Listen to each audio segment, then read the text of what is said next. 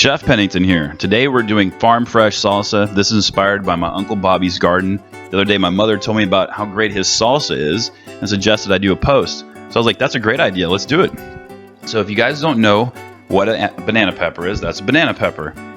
They're a mix between an Anaheim and a Hatch chili. So they have some heat to them, but they're not really hot. And one of the ways that you can tell that if a pepper's hot at the grocery store is by the stem. If the stem is straight, it's not very hot in comparison. If it's curved, those are the hottest of the bunch. So that really helps you control your heat while you guys are shopping, which is really great because some people like a little heat, some people like a lot. So right there you'll see I'm taking out the rib on the jalapeno. The rib and the seed is where all the heat is. So I like to start with a more minimalistic approach and then add the heat back into the finished dish so I can really control my heat. So taking the rib and the seed out to me is a must when it comes to balancing flavors. So what we're going to do is we're going to get everybody into the food processor here, and we're going to pulse it up and bring it to pretty fine, not quite puree, but this is only stage one of how we're building our salsa and our textures. And we're going to do something really cool with our goodies in the food processor coming down the road that most people have never seen when it comes to doing salsa. Really cool coming up here shortly. So we've got our puree done. Now we're going to chop up and put into a bowl so we can create our fun textures. We eat with our mouth and our eyes, obviously. So we don't want, well, you can just puree it, no problem at all. Like lots of salsas are done this way. I like a little bit of texture, and it looks nicer too, in my opinion.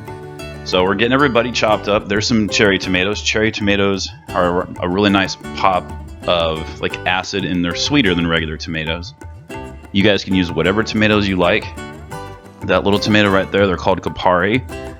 And when I was at the store, I was really shopping what looked nice.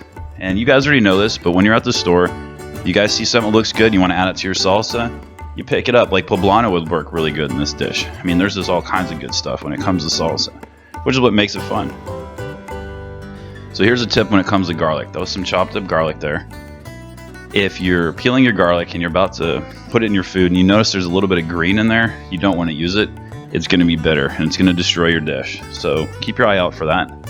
No green. You can cut it away, but if there's a little bit of green on any of your bulbs there, then there's a good chance that it's just under-ripened.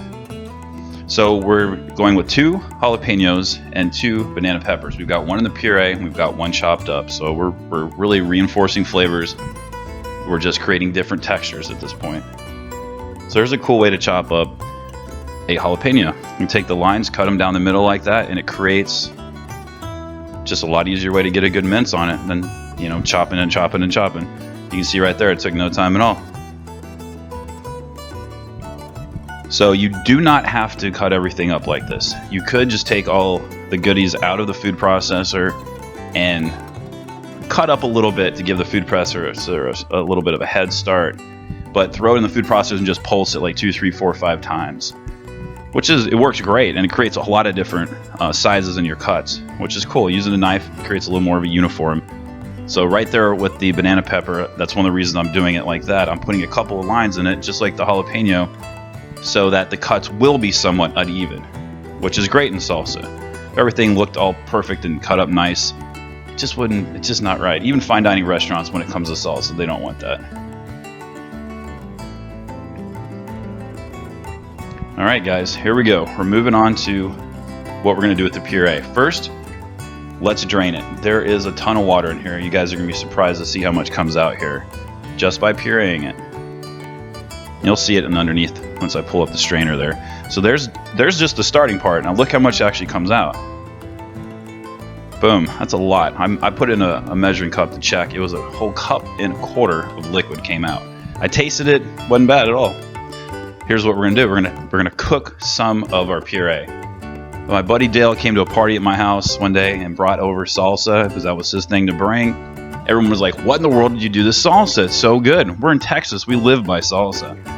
And it turned out he cooked it. So we were just like, "No kidding." So it does intensify flavors. It brings the natural sweetness out. There's a lot of goodness going on there. Plus, we're mixing it with non-cooked fresh. So there's a lot of flavor going on here, a lot of party in your mouth to be. So you guys might try that. You don't have to, but it's pretty cool. You could just cook all of it that way and chill it up and set it up in the refrigerator. So let's bring everybody together. So we got our cooked, we got our pureed, and we got our chopped. We got the 3 salsa food groups right there. Or texture groups, really. 1 or 2 limes, that's up to you. This is the finishing part, so that's where it really becomes your choice. There's a little olive oil, just gets everybody happy and brings everything together. So your salt and pepper is your choice, but I would suggest at least 2 teaspoons of salt. Maybe a little bit more either. The salt is going to bring out some moisture, so that's something to consider too. It'll get a little bit wet when it sits up in your refrigerator, but you just scoop it out and put it in a plate, ready to serve. You'll be good. So let's plate it up. Something to think about when you're plating is the colors in your food to the plates that you're plating with. It kind of makes stuff look better, so that's something to consider too. Garnish with a little cilantro. You could add that into the dish itself, no problem.